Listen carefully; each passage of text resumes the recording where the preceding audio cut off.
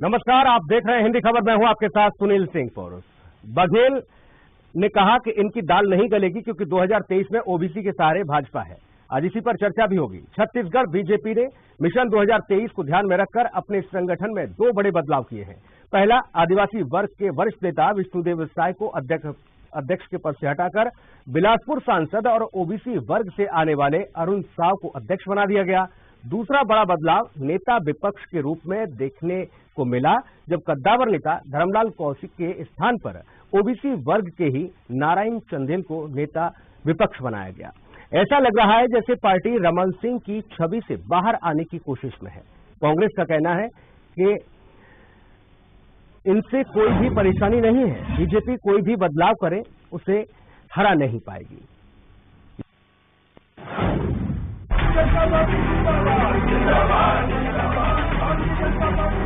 विधानसभा के महज 3 सत्र बचे रहने पर भी नेता प्रतिपक्ष को बदलकर कार्यकर्ताओं के बीच बीजेपी ने संदेश दिया है कि प्रदेश बीजेपी पुराने ढर्रे पर नहीं चलेगी, वो नए चेहरे और नेतृत्व के साथ आगे बढ़ेगी। ये बात अलग है कि खुद डॉक्टर रमन सिंह से लेकर धर्मलाल कौशिक तक इस बदलाव को सामान्य मान रहे हैं। बीजेपी ने अध्यक्ष और नेता प्रतिपक्ष दोनों ही ओबीसी वर्ग से बना दिया है, जिससे ये तय होता है कि आने वाला 2023 का चुनाव ओबीसी आधारित ही होगा। छत्तीसगढ़ के 90 में से 49 सीटों पर ओबीसी डिसाइडिंग फैक्टर होते हैं। ऐसे में इन्हें साध कर बीजेपी वैतरणी पार उतरना चाहती है। बीजेपी ने पूरी प्लानिंग से ओबीसी वर्ग के तेली समुदाय से आने वाले अरुण साव को अध्यक्ष बनाया है। देखिए, बदलाव तो परिवर्तन जो है प्रकृति का नियम है। कब बदलाव नहीं होता, आदिकाल से लेकर आज तक बदलाव की प्रक्रिया। लेकिन आपको मैं कहना चाहता हूं कि कांग्रेस पूरे देश में समाप्ति की ओर है। कांग्रेस का जो सूरज है वो अस्त होने वाला है। सिर्फ राजस्थान और छत्तीसगढ़ में कांग्रेस बची है। अब कांग्रेस के पांव के नीचे कोई जमीन नहीं है और इसलिए इन पंक्तियों के साथ में मैं कांग्रेस के बारे में बोलना चाहता हूं कि तेरे पैरों के नीचे अब कोई जमीन नहीं है। ताज्जुब है कि फिर भी तुझे यकीन नहीं। मुख्यमंत्री भूपेश बघेल ने कहा कि बीजेपी ने अपने सभी वरिष्ठ नेताओं को किनारे कर दिया है। जल्द ही इसका बुरा असर देखने को मिलेगा।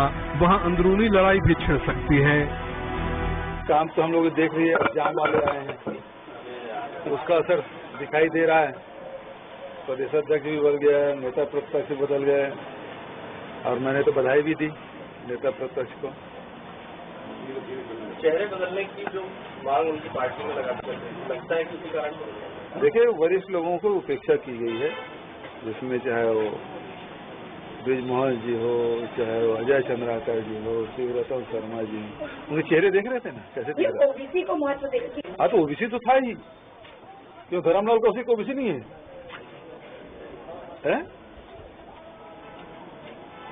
तो आप कैसे देख रहे हैं उन लोगों का फ्यूचर क्या रहेगा? ब्रिजमोहन और रमन को लेकर बार-बार बात होती है, आप कैसे देखते हैं? मैं तो पहले ही बोलना कि सबकी टिकट कटने वाली है।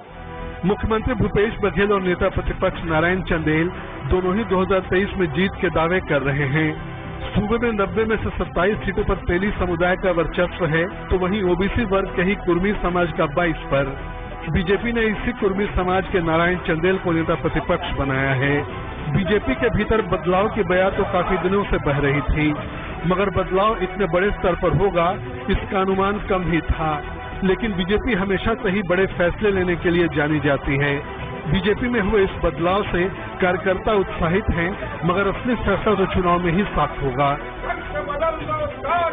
सोमेश पटेल, रायपुर, हिंदी खबर।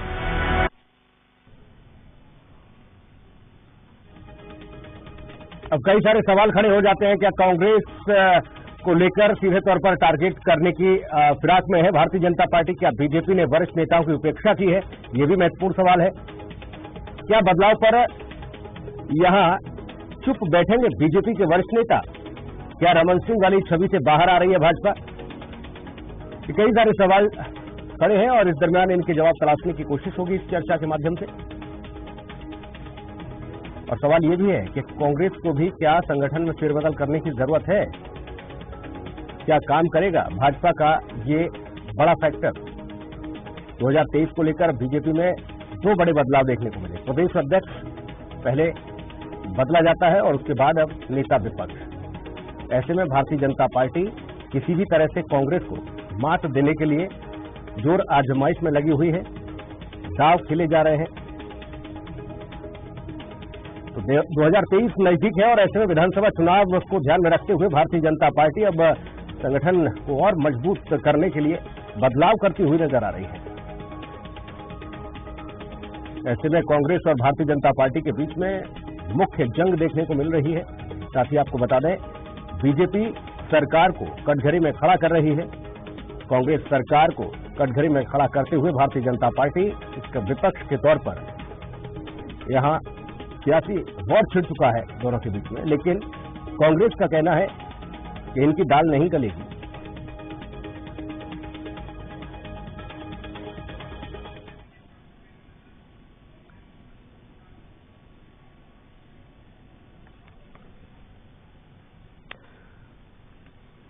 चलिए मेहमानों से आपको रूबरू करा देते हैं। नितिन भंसाली कांग्रेस प्रवक्ता हमारे साथ हैं। नितिन जी, बहुत स्वागत आपका। राजीव चक्रवर्ती भारतीय जनता पार्टी के प्रवक्ता आपसे कुछ ही देर में हमें ज्वाइन करेंगे। ईवी मुरली वरिष्ठ पत्रकार विशेष टिप्पणी के लिए हमारे साथ मौजूद हैं। मुरली साहब, बहुत स्वागत आपका भी। नमस्कार। भंसाली जी, तेरे पैरों के नीचे जमीन नहीं फिर भी तुझे यकीन नहीं, ये लाइन दोहराई है नेता विपक्ष ने। आप लोग अब तो यकीन कर लो। ये शहरों के नीचे जमीन नहीं और छत पे आसमान, तो ये बीजेपी के साथ है छत्तीसगढ़ में। देखिए क्या स्थिति है, क्या परिस्थिति है। 15 साल सरकार चलाई और क्या नतीजा निकला। 15 सीटों में सिमट रह गए। सारे उपचुनाव में वो भी हार गए। अब तो 14 जिले चुने विधायक बचे हैं, उसमें से कुछ नेता प्रतिपक्ष एक चुनना था। और देखिए ऐसे तो छत्तीसगढ़ में भाजपा 36 गुटों में बटी है, लेकिन कुछ 6 या 7 गुट तो सक्रिय थे, उनको तोड़ने का एक प्रयोग किया गया है। वो हल्टर वाली बहन पुरेंद्रेश्वरी और जामवाल के द्वारा, पर ये प्रयोगशाला बन गई है भारतीय जनता पार्टी। और मुझे ऐसा लगता है कि छत्तीसगढ़ में ये सारी प्रयोगशाला में किए गए इनके प्रयोग जो है ये ऊपर फेल साबित होंगे। और निश्चित तौर पर कांग्रेस की सरकार ने जो कहा है वो किया है। हम हमारे कामों को लेकर भी उपचुनावों में भी और लोकल बॉडी के इलेक्शंस में भी गए हैं और जनता ने निरंतर इन 3.5 वर्षों में हमें आशीर्वाद किया है। और जो वादे करके हम जो सत्ता में आए थे उन वादों को बिल्कुल पूरा करने की ओर अग्रसर है। और हमें इस बात पर कोई शंका नहीं है कि आने वाले 20 साल तक के बीजेपी कहीं सत्ता में 5 तक भी कहीं नजर आएगी। देखिए, चेहरा बदल लेने से इनकी नीयत या इनकी कारगुजरिया नहीं बदल जाएगी। ये सब कुछ बदल दे, ये प्रदेश अध्यक्ष बदल दे, ये नेता प्रतिपक्ष बदल दे, ये राष्ट्रीय अध्यक्ष जेपी नड्डा बदल दे, कोई फर्क नहीं पड़ना। छत्तीसगढ़ की आबोहवा बिल्कुल अलग है। यहाँ पर काम के नाम पर कांग्रेस, काम के नाम पर जनता के बीच कांग्रेस का जब बदलाव का दौर चल रहा है तो एक नारा भी उन्होंने दिया, बोले तख्त बदल दो, ताज बदल दो, कांग्रेस की सरकार बदल दो। तख्त बदल दो, ताज बदल दो, मोदी का राज बदल दो, ये तो हमारा नारा है। नारे भी चुराने लगे, उसके नारे भी नहीं बना पा रहे, तो इससे साबित होता है अब इतने सालों तक ओबीसी आती है, 18 सालों तक, 15 साल सरकार में रहे तब तक 3.5 साल अब हो गए, अब इनको ओबीसी याद आ रहे। अच्छा, आपको खतरा है क्या इससे भंसाली साहब? हमको कोई खतरा नहीं, हम निश्चित है। और हम हमारे काम को लेकर है भाई, हम हमारे काम को लेकर जनता के बीच है और हम काम कर रहे हैं। हमको क्या खतरा रहेगा? खतरा तो इनको है। 4 साल में 4 अध्यक्ष बदलते हैं। क्या इनकी वो प्रभारी ने एक बड़ा अच्छा डायलॉग मारा था, मुझे याद आ रहा है, बीजेपी में कार्यकर्ता थूकेगा तो पूरा कांग्रेस बह जाएगी। यहाँ फिर नेता बह रहे लगातार, कोई अध्यक्ष हट रहा है, कोई नेता प्रतिपक्ष हट रहा है, अब न जाने क्या क्या। बदलाव तो कुदरत का नियम है। अगर बदलाव कर रहे हैं, नया प्रयोग कर रहे हैं, तो कांग्रेस के लिए ये बड़ी चुनौती के तौर पर तो नहीं? नहीं, कोई चुनौती नहीं है। ये अपनी अंतर्कलह से जूझ रहे हैं और मुझे जानकारी। राजीव चक्रवर्ती हमारे साथ जुड़ गए हैं, भारतीय जनता पार्टी के प्रवक्ता। राजीव साहब, बहुत स्वागत आपका। नितिन भंसाली जी कह रहे हैं, राजीव जी, कि आप लोगों के पास कुछ है नहीं, सिर्फ बदलाव और ये सब आप बड़े नेताओं की उपेक्षा करने में लगे हुए हैं।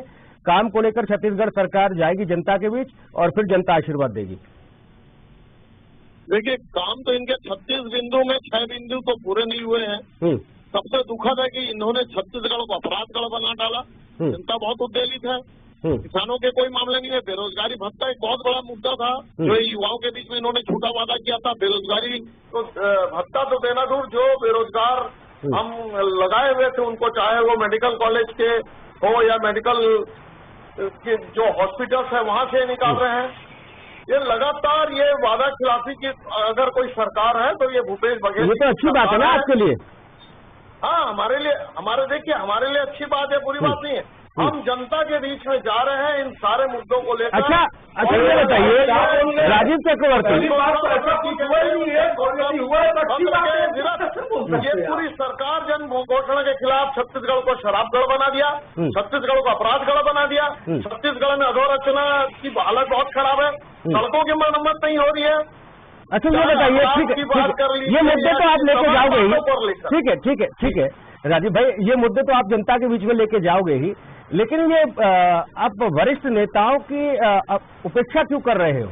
ये बात मुख्यमंत्री जी भी कह रहे हैं कि भाई सम्मान के नाम पर आप लोग कुछ नहीं देते, उपेक्षा जरूर कर देते हो वरिष्ठों की, क्यों ऐसा?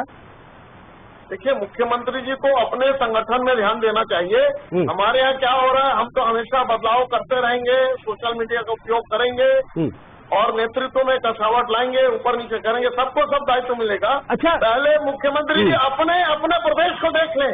इस प्रदेश की जो सुजला श्यामला जो सुंदरता हमारा प्रदेश था, जो धान का कटोरा का छत्तीसगढ़ था, उसे खून का कटोरा बना दिया। जो हमारे 20,000 करोड़ का रोजगार नहीं था, वो बेरोजगारों की कतार लग गई है। और इतनी घोटालों की सरकार है। देखिए, जो लोग रेडी टू ईट का वितरण करते थे, स्व सहायता समूह, महिला स्व सहायता समूह, उनको बेरोजगार बना दिया। यहाँ बारदाने की कमी हो जाती है, यहाँ यूरिया की कमी हो जाती है, कोई सेक्टर ऐसा नहीं है जिस सेक्टर पे ये छत्तीसगढ़ सरकार फेल हो चुकी है। बहुत दुखद है। और हमारे यहाँ क्या हो रहा है इसे हम देखेंगे। हमारा संगठन है, हम समय चाहे राष्ट्रीय स्तर पर हो। अच्छा ये बताओ राजीव भाई एक बात और बता जाओ, फिर मैं मुरली जी के पास जाऊंगा, वरिष्ठ पत्रकार भी हमारे साथ मौजूद है। एक बात और बता जाओ, ये जो बदलाव हो रहा है ये वाकई में जनता के हित के लिए आप लोग बीड़ा उठा रहे हो या फिर कांग्रेस से लड़ाई करने के लिए? दोनों बातें हैं। जनता के हित में देखिए, ये बदलाव कुछ नहीं है, समय समय पर हर बदलाव होते रहता है। समय समय पर केंद्रीय स्तर पे हो, जिला स्तर पर हो या राज्य स्तर पर हो, बदलाव तो होता रहेगा। अच्छा, रमन सिंह जी को लेकर इस बार कोई चर्चा नहीं हो रही, ऐसा क्यों? चर्चा क्या होगी? देखिए, हमेशा होता है, कमेटियां बनती है, उसमें से लोग ऊपर किए जाते हैं, नए दायित्व दिए जाते हैं। ये तो दायित्वों का वर्गीकरण है, हर किसी को कोई न कोई दायित्व मिलता है। इसको लेकर कांग्रेस अगर चिंतित है तो आप चिंता कर लीजिए, कांग्रेस पार्टी चिंता कर ले कि हम कसावट के लिए तैयार है। ये झूठे वादे करके जनता के पास आए थे, हम जनता के साथ सड़क से लेकर सदन तक की लंबी लड़ाई लड़ेंगे। अच्छा, कैसे माना जाएगा भाई, कैसे माना जाएगा क्योंकि लंबा अवसर तो आपको दिया था। ठीक है राजीव चक्रवर्ती, आपकी बात आई। रुकिए नितिन वंसाली, रुकिए। मुरली साहब, आप किस तरह से देख रहे हैं नए प्रयोग, नए बदलावों को?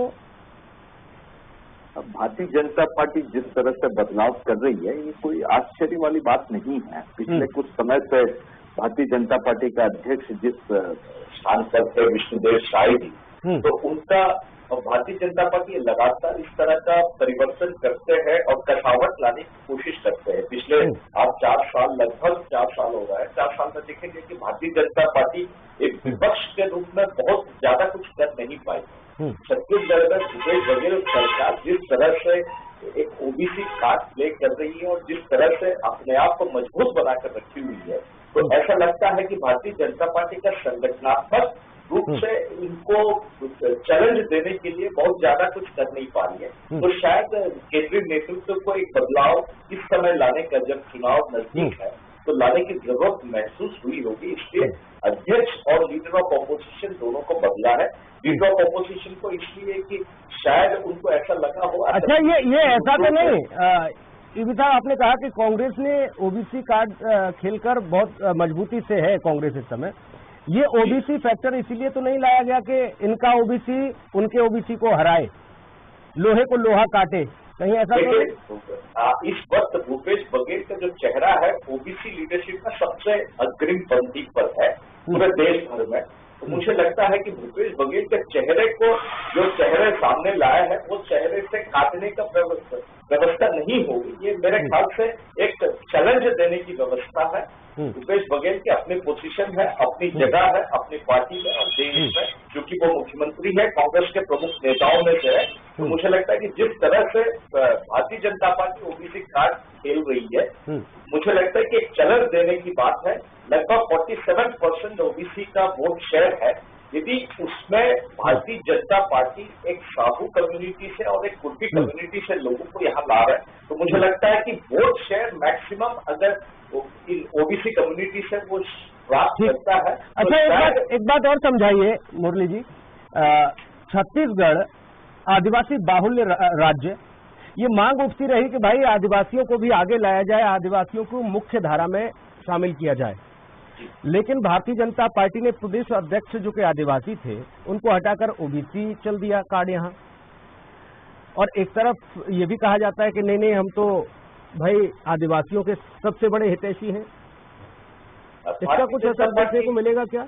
नहीं, देखिए, चुनाव के नजदीक आते समय भारतीय जनता पार्टी विष्णुदेव साय को उन्होंने पिछले 2-2.5 साल से प्रदेश अध्यक्ष की जिम्मेदारी दिया, तो शायद उनको ऐसा महसूस हुआ कि जिस तरह से जो तेवर होना चाहिए एक ऑपोजिशन पार्टी का नेता का, वो शायद उस तेवर में कहीं ना कहीं कमी थी। विष्णुदेव साय बहुत कंपोज्ड नेता थे, इसलिए शायद उनको इस पर बदलने की जरूरत पड़ी। उनको एक युवा और एग्रेसिव नेता की जरूरत पड़ी, क्योंकि भूपेश बघेल का जो कैरेक्टर है वो बड़ा अग्रेसिव नेता है। तो उनका कैरेक्टर के हिसाब से इस तरफ एक Narayan Chandel leader of opposition है जो काफी अग्रेसिव रहा है। हालांकि अरुण साव अभी तक अपना एग्रेसिवनेस दिखा नहीं पाया है, तो एक कंपोज्ड लीडरशिप लाने की कोशिश है भारतीय जनता पार्टी। अच्छा, ये बड़ी परेशानी हो जाती है भंसाली जी। 15 साल प्रदेश के मुखिया रमन सिंह रहे, लेकिन उस बीच कोई ऐसा चेहरा निकलकर सामने नहीं आया जो उनके बाद कोई लीडरशिप करे बीजेपी की। अब समस्या ये हो रही है कि आखिरकार कौन किस पर दाव खेला जाए। चेहरा भारतीय जनता पार्टी के पास, ये तो बीजेपी भी जानते हैं कि कोई ऐसा बड़ा चेहरा नहीं जो आकर्षित कर ले जनता को। ये तो आपने बहुत अच्छा प्रश्न पूछा। हमारी वो बहन भी पुरंदेश्वरी जो भारतीय जनता पार्टी की प्रभारी है, वो खुद बोली है कि छत्तीसगढ़ में विधानसभा के चुनाव जो है वो मोदी के चेहरे पर होंगे। अब आप खुद ये तय कर लीजिए कि छत्तीसगढ़ में कोई चेहरा नहीं है तो मोदी के चेहरे पर ही तो चुनाव होगा। बहन डी पुरंदेश्वरी डॉक्टर रमन सिंह को यहाँ नेता नहीं मानती, जो 15 साल यहाँ के मुख्यमंत्री रहे। वो नेता प्रतिपक्ष धर्मलाल कौशिक को नेता नहीं मानी, वो सांसद सरोज पांडे को नेता नहीं मानी, वो आदिवासी नेता नंद कुमार साहब नंदकी राम कंवर को नेता नहीं मानी, वो पूर्व वरिष्ठ मंत्री और नेता जो है भाजपा के बृजमोहन अग्रवाल, अजय चंद्राकर किसी को नेता नहीं मानी। तो ये तो साफ बात है कि वो खुद ये मान रहे हैं कि यहाँ पर चेहरा कोई नहीं है, मुद्दा कोई नहीं है, मुद्दा विहीन और चेहरा विहीन पार्टी जो है भारतीय जनता पार्टी की हो चुकी है। और आने वाले 2023 में तो अच्छा, ऐसा तो कोई राज्य नहीं भंसाली जी, ये तो बेईमानी वाली बात होगी भाई। ऐसा कोई राज्य नहीं जहां विपक्ष के पास मुद्दे न हो। अगर सरकार पूर्ण रूप से काम भी करे, वादे भी पूरे कर दे, तब भी विपक्ष की पोटली में कुछ न कुछ रहता है भाई। फिर वो चुनाव के समय खुलती है पोटली। ठीक, राजीव चक्रवर्ती किसने खुली? राजीव आरोप लगाया और सिद्ध किए, बता देते कह रहे थे ना, संस्कृति है। हाँ, उनकी पार्टी की संस्कृति, वो केवल गांधी परिवार के चेहरे पर चुनाव लड़ती है। हमारे यहाँ अगला अध्यक्ष कौन होगा कोई नहीं जानता। जेपी नड्डा जी के पहले अमित शाह जी थे, उसके पहले गडकरी जी थे, बहुत सारे अध्यक्ष। अगला अध्यक्ष अगला कौन होगा? कौन होगा गांधी परिवार के अलावा? कोई जवाब नहीं। नीति 2001 में कहते थे कि जोगी जी का सामने भाजपा के चेहरा नहीं है। 2001 में कहते थे जोगी जी के अलावा कोई चेहरा नहीं है। हमने डॉक्टर रमन सिंह सबने मिलकर चुनाव लड़ा। डॉक्टर रमन सिंह विधायक दल के नेता चुने गए। अभी भी जो विधायक दल का नेता चुना जाएगा मुख्यमंत्री होगा। नितिन जी, आपको हमारी पार्टी की चिंता करने की जरूरत नहीं है। हमारी पार्टी कार्यकर्ता बेस्ड पार्टी है। कार्यकर्ताओं की पार्टी है। राजीव चक्रवर्ती, राजीव भाई, कार्यकर्ता में से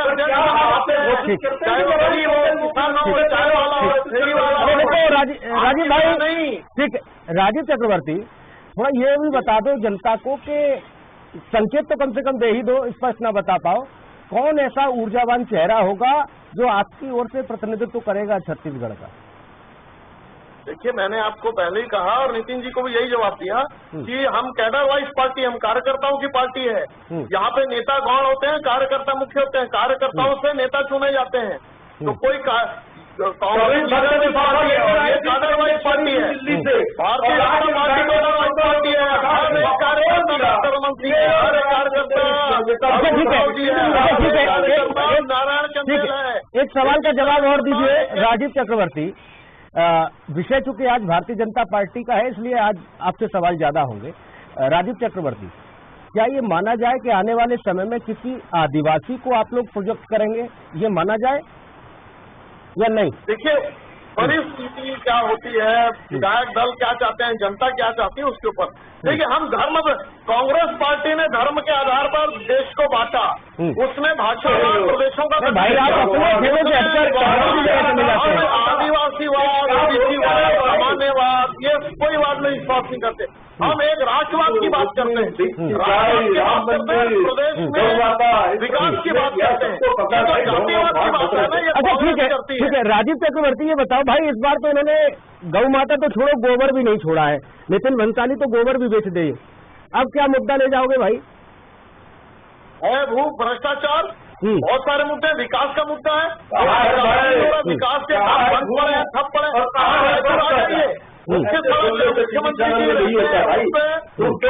500 मीटर पे आगे देखिएगा, यहाँ पर करते हैं, शिव डहरिया के रुपए गड्ढे हैं, बहुत सारे, पूरा गड्ढा नुमा शहर है ये। अच्छा, ये जोश जो है चक्रवर्ती, हुआ है राजीव चक्रवर्ती, ये जोश जो है विपक्ष के तौर पर दिखा नहीं, लेकिन आप ठीक है, यहाँ तो वो जोश दिखा रहे हैं, लेकिन ये सड़कों पर दिखा नहीं आक्रोश विपक्ष के तौर पर आप लोगों का। आप जो आरोप लगा रहे हैं, या तो आपके, सुन लीजिए, या तो आपके आरोपों में दम नहीं या फिर संगठन में दम नहीं। सब संगठन में भी बहुत ताकत है और हमारे कार्यक्रमों में भी बहुत ताकत है। अब वो हाईलाइट कैसे हो या कैसे आप समझते हैं, उस बात को लेते हैं, लेकिन जनता तक हम संदेश पहुंचाने में सफल हुए हैं और जनता हमारे साथ है। चाहे अपराध के खिलाफ हमारा जेल भरो आंदोलन हो या विकास, 24 तारीख को भी हमारा आंदोलन है, 24 तारीख को भी हमारा वृहद आंदोलन है युवा में। तो मैंने कहा ना, सड़क से लेकर सदन तक की लंबी लड़ाई लड़ी जाएगी और समय समय पर संगठन में भी बदलाव किए जाते रहेंगे। इसमें कोई अवश्यंभावी नहीं, कोई गलत नहीं है। और कांग्रेस को खून के आंसू बहाने पड़ेंगे, क्योंकि कांग्रेस पार्टी। अच्छा, मैं फिर वही पूछूंगा, ये लड़ाई कांग्रेस से ही रखोगे या फिर ये भी कहोगे नहीं इस बार तो कम से कम रामराज ला देंगे भाई, अगर सरकार बनती है तो 15 साल में जो हुआ वो हुआ, लेकिन इस बार तो कर देंगे? ऐसा तो कुछ बोल नहीं रहे हो आप लोग कि कांग्रेस के पीछे खून के आंसू रोएगी कि माथा पीटेगी, ऐसा क्यों भाई? नहीं, हम तो अच्छी सरकार लाएंगे, विकास पूरक सरकार अच्छी लाएंगे, जनता लाएगी। आप क्या लाएंगे? जनता जो जनार्दन जिसको वोट देगा वो सरकार लाएगा। अब भंसाली जी से आपको इतनी दिक्कत क्यों है भाई? अच्छे मित्र हैं आपके। भंसाली जी से दिक्कत नहीं है, आप उनको खून के आंसू वाले की बात कर रहे हैं। जी मेरे मित्र हैं। देखिए, आइडियोलॉजिकल दिक्कत है। कांग्रेस पार्टी की आइडियोलॉजी है विकास से दूर। कांग्रेस पार्टी ने कहा था, जो 36 बिंदु थे, कि छत्तीसगढ़ में हम किसानों के लिए करेंगे, हम नौकरी पेशा लोगों के लिए, कर्मचारियों का डीए अलाउंस वाला कर्मचारी लामबंद है, पुलिस लामबंद है। अच्छा, इतना ही सब कुछ है राजीव चक्रवर्ती, इतना ही सब कुछ है तो एक बात बताओ भाई, ये छत्तीसगढ़ में आप लोगों की सरकार रही, तब नगर में सरकार कांग्रेस की काहे बन जाती थी? और अब तो खैर राज्य में भी है और नगर में भी है। आप उपचुनाव में भी नहीं कहीं दिख पाए। आप कह रहे हैं कि नहीं, इतना मजबूत संगठन है हमारा। नहीं, फाइनल रिजल्ट आने दीजिए, वो तो देखिए इन्होंने अपने सरकारी मिशनरी से कहीं पे ले आए हैं। ना, ये नहीं चलेगा राजीव चक्रवर्ती, नगरीय निकाय में जो भी हुआ है, ये आरोप आप पर भी लगते रहे, तब आपने भी बंसा हिला के कह दिया। चलिए, मैं राजीव चक्रवर्ती, जब ये आरोप कांग्रेस आप पर लगाती थी, सुन लीजिए पहले, राजीव चक्रवर्ती, ये आरोप जब कांग्रेस लगाती है तो गमछा फटकार के आप कहते हैं, कौन कहता है ये बात, हमने सरकारी सिस्टम का इस्तेमाल किया, जनता ने हमें जनादेश दिया है, आप यही बात कहते थे। अब आप कैसे कह सकते हैं? क्या प्रूफ है आपके पास? गजब बात करते हैं भाई। क्या ना, बिलासपुर में खैरागढ़ नगर पंचायत में क्या हुआ, सारे नगरीय निकाय चुनाव में क्या हुआ। अच्छा, इसको लेकर आपने कहीं कोई अदालत का दरवाजा खटखटाया? अब देखिए, हम सबसे बड़ी अदालत मानते हैं जनता की अदालत, और जनता की अदालत में हम पहुंच चुके हैं, और जनता की अदालत से लेकर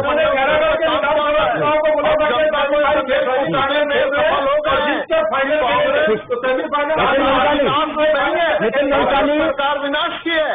नितिन भंसाली, ठीक है, राजीव तक भाई। नितिन भंसाली, मैं करूं तो रासलीला और भंसाली करें तो करेक्टर ढीला। अरे भैया, ये रासलीला और करेक्टर ढीला तो नहीं जाना है। हम तो सीधी सुरंग बात कर रहे हैं कि छत्तीसगढ़ में अभी बिल्कुल ये जिस राज की बात करते हैं ना, राम राज, वो अभी दिख रहा है। हम जो है राम, कृष्ण, गौ माता, इन सब के नाम पर राजनीति नहीं करते। हम जनता से जुड़े मुद्दों पर काम कर रहे हैं, और हम हमारे कामों को लेकर जनता के बीच है, और जनता जनार्दन है। हमें पूरा विश्वास है कि जनता और स्पष्ट बहुमत हम जिस मिशन पे काम कर रहे हैं उसको आपकी बात नहीं। आम जनता के द्वारा बिलासपुर का नाम चाकूपुर रखा गया है। मुरली जी, इतने अपराध बढ़ गए, कोई कंट्रोल नहीं है। फाइनल कमेंट चाहूंगा आपका। कौन करता दिखता है 15 साल का बदलाव? ठीक है, वो प्रकृति का नियम है, बदलाव जरूरी भी है, समय समय पर बदलाव करना भी ठीक है। नए नए प्रयोगों से बाकी चीजें, नई ऊर्जा और स्फूर्ति उत्पन्न होती है। भारतीय जनता पार्टी का जो अब तक का विपक्ष के तौर पर प्रदर्शन देखने को मिला, वो न के बराबर रहा। मुझे लगता है कि भारतीय जनता पार्टी एक विपक्ष की भूमिका निभाने में बहुत ज्यादा सक्षम नहीं रही है। अक्षम तो नहीं कहूंगा, लेकिन बहुत ज्यादा सक्षम नहीं रही है। शायद पार्टी में जो सबसे बड़ी दिक्कत ये रही कि पार्टी के पास गिनती नहीं, नंबर्स नहीं है। जो नंबर है 14 के खिलाफ 70 के कंपैरिजन में 90 जो लोग हैं, ये 14 लोग हैं भारतीय जनता पार्टी में। ये जो नंबर का जो डिफरेंस है, शायद इसके चलते भारतीय जनता पार्टी में हताशा थी। लेकिन जो जिस तरह से ये बदलाव ला रहा है, और जिस तरह से पार्टी का जो केंद्रीय नेतृत्व यहाँ पर जो व्यवस्थाओं पर निगरानी रख रही है, मुझे लगता है कि पार्टी में फिर से एक नई ऊर्जा उत्पन्न होगी, और आने वाले समय में एक अच्छे चुनाव होंगे। और भारतीय जनता पार्टी, बड़ा दिलचस्प होने वाला है छत्तीसगढ़ का 23 का चुनाव। बदलाव का दौर जारी है, और देखना होगा कि आखिरी समय तक, वो कहते हैं ना कि 7 फेरे नहीं हो जाते तब तक तो बिटिया बाप की रहती है, वही वाली स्थिति। आखिरी मोमेंट तक चीजें, तस्वीरें बदलती राजनीति में देखने को मिलती हैं। चुनाव के दरमियान तक भी बहुत कुछ देखने को मिलेगा। बड़ा महत्वपूर्ण रहने वाला है इस बार का चुनाव। भंसाली जी, आप जुड़े, बहुत धन्यवाद। राजीव चक्रवर्ती, आप हमारे साथ जुड़े। ईवी मुरली जी, आप जुड़े, बहुत शुक्रिया आपका इस चर्चा में जुड़ने के लिए।